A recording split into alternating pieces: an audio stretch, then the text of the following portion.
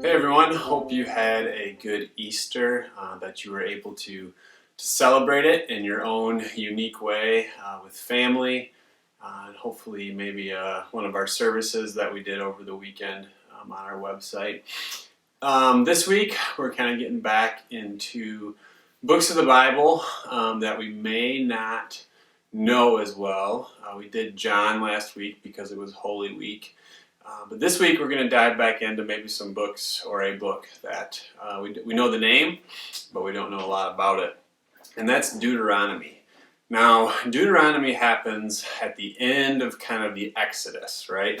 It's the last book in the Pentateuch, which is the first 5 books of the Bible. And at the end of Numbers, Moses and the Israelites are almost done with their 40 years of wandering in the desert. And they're in a place called Moab, about to cross the Jordan River, and there's this pause, okay? Because at the end of Deuteronomy, they're in the same spot. They haven't really moved. Deuteronomy is basically Moses reminding the Israelites of their covenant with God and really what's expected of them when they do enter the promised land, when they do cross the river. So the whole book kind of serves as this long pause. We usually read a story and we want to follow it from beginning to end, and we have the creation right up until kind of the Abraham, Isaac, Jacob, Joseph narrative, and then we have the Exodus and then the wandering in the desert, and we're like, okay, like the next part of the story takes place in Joshua. We kind of skip over Deuteronomy. It's this long pause that's really Moses' farewell to the people of Israel, or the Israelites.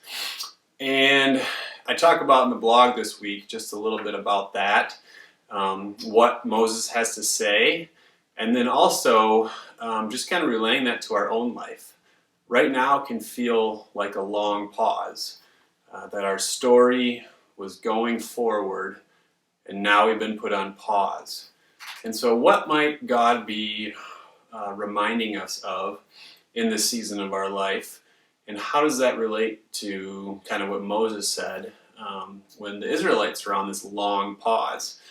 The more and more we get into this period of our life, it's going to feel like a longer and longer pause. And so how are we going to maybe grow during that long pause? What maybe do we need to hear?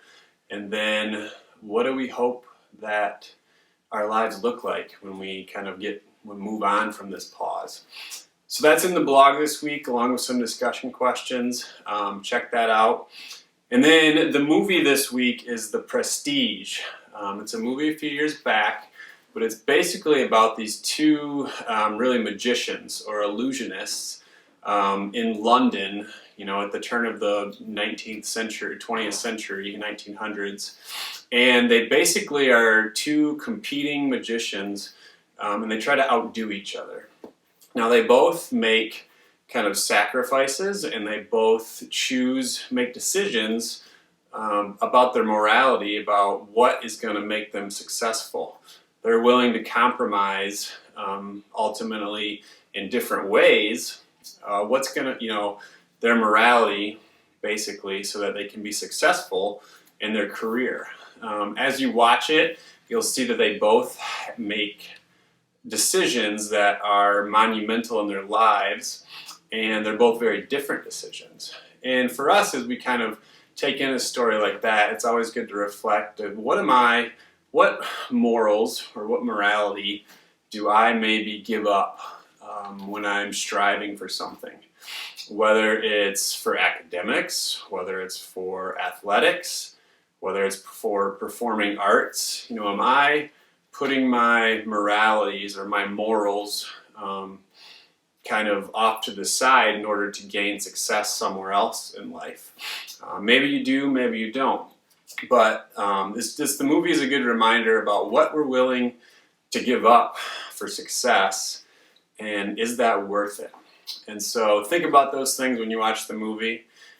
We still have our Thursday night Zoom meetings set at 8 p.m. and we will continue to do those for as long as we have to. So thanks. Have a great week.